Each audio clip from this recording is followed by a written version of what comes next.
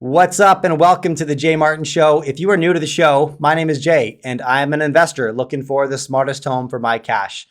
Maybe that's you as well. And if so, I think you're going to like what we do here. Most of what we do here is interview money managers who have been in the game a lot longer than I have so that they can help me add either conviction or questions to my thesis about where I'm allocating capital. And we put out about 3 of those interviews per week. But sometimes I like to just dive deep into what I consider. Do you like my bracelet, by the way? My 4-year-old made this for me and I promised I'd wear it today. It's nice.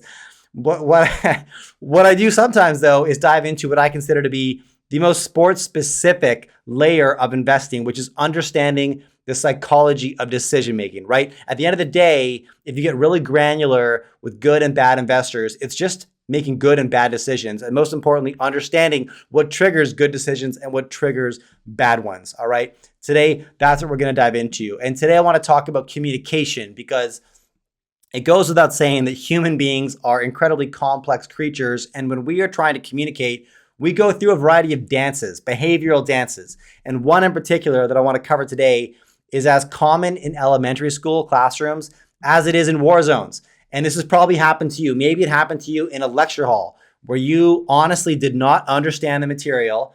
Yet instead of asking a stupid question, you just falsely nodded your head along in agreement. Have you done that before? Maybe you pushed forward an initiative at work while silently questioning the ethics of that initiatives and the ethics of your supervisor. Maybe you watched a peer become the target of slander, yet defending them would have put the target on you. So instead of speaking up, you kept your distance and played it safe. Now, maybe unbeknownst to you, in every single one of those situations where you felt like you were the only one who maybe should speak up but didn't, maybe all your peers felt the exact same way you did, but everyone thought they were the only ones. And as a result, nobody spoke up. That dance is called pluralistic ignorance.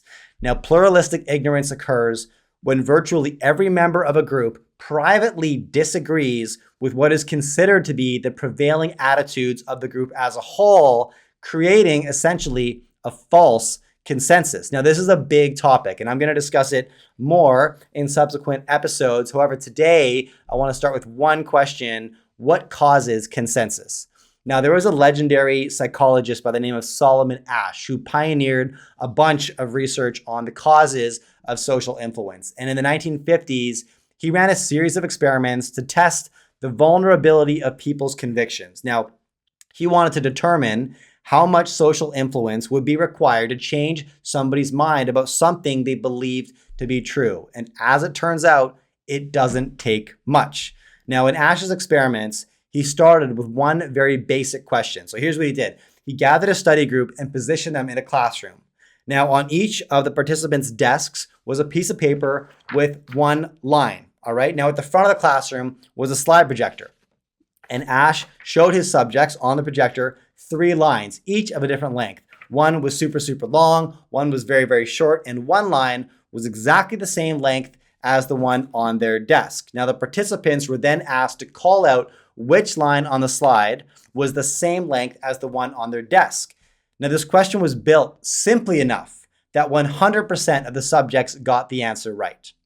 So here comes the second part of this exam. What Asch did next is he ran the same question, but this time he had the majority of the room, the classroom, filled with actors, individuals who had been briefed to play a coordinated role in the experiment. Now, the subjects were given the same question, but this time the actors would call out their answers early and they would all give the same but incorrect answer. Now, over several rounds of this exercise, Asch proved that up to 75% of the subjects would follow the cue of the loud majority and submit the obvious wrong answer. Now, if 75% of a population can be swayed with such a simple question, like which of these 2 lines is the same length, imagine what occurs when complex issues like assessing public policy or social dilemmas land on our desk, right? Now, as his experiment went forward, he increased the complexity of the questions, and sure enough, as expected, the influence of the majority became stronger. So why is it that we follow social influence, and why is it so strong and effective at creating conformity? Now, the simple answer here is peer pressure, right? We want to avoid facing the disapproval of our peers. And this is a primal instinct. Whether out in the savannah or just walking down a dark alley, we feel safer in a group. That's logical, right? Now, the second answer is that we doubt our competency. So after Ash's experiment, he interviewed all the participants to learn why they readily selected the wrong answers. Most of them stated that they actually believed their initial perceptions must have been wrong. Now, this is logical, right? The belief that I am right and everybody else is wrong, that's a challenging conviction to hold. Now, he conducted 130 of these experiments in 17 countries. So what did he prove after all this, right? He essentially proved that if I put you in a room with 50 other people, and then I put a table at the front of that room, and then I ask everybody, is this a table or a chair? And before you have a chance to answer, the other 50 people immediately call out chair. You would at least for a moment wonder if you were having a mental lapse and had momentarily confused those two words. And your second thought would probably be that you thought you misunderstood the question and that chair was in fact the right answer. So that is to say that if you are human, you would likely default to group consensus. And this is where it gets really interesting. In 2005, PubMed published an article titled, this is a mouthful, Neurological Correlates of Social Conformity and Independence During Mental Rotation. It's a ridiculous title, but what it means is that this article, it presented a series of similar experiments, this time paired with brain scans, all right? So similar experiment, but this time looking at brain activity simultaneously. And it showed that when people conform in Ash-like settings, they actually begin to see the situation as everybody else does. They start to believe that that table is actually a chair. Their perception of reality and truth actually changes. Under the right settings, we can convince people that chairs are tables.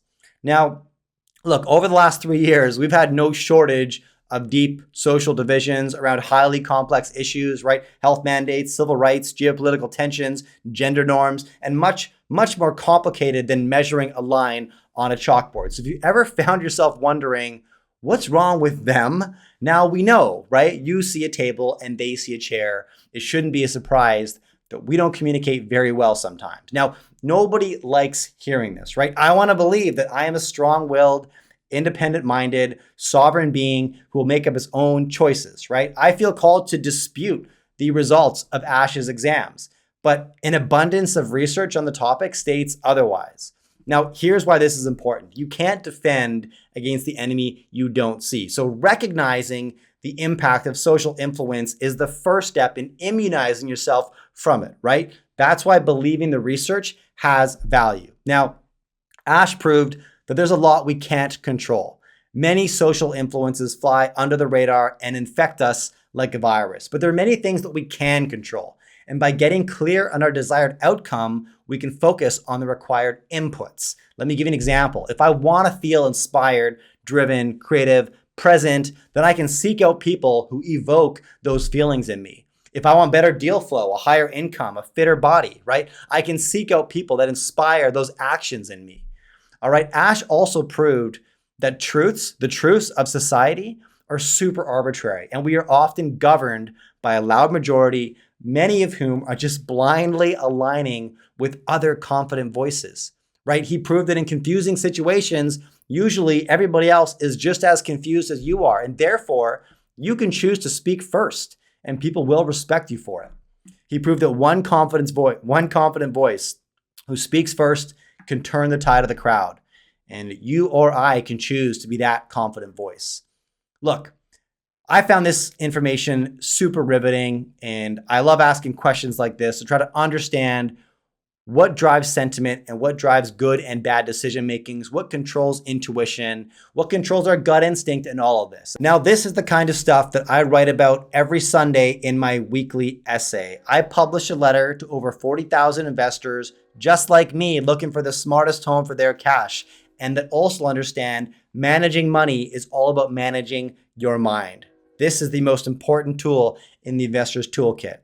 There's a link right beneath this piece of content where you can subscribe if you want to hear from me every Sunday morning. All right, thanks for listening. This is Jay Martin.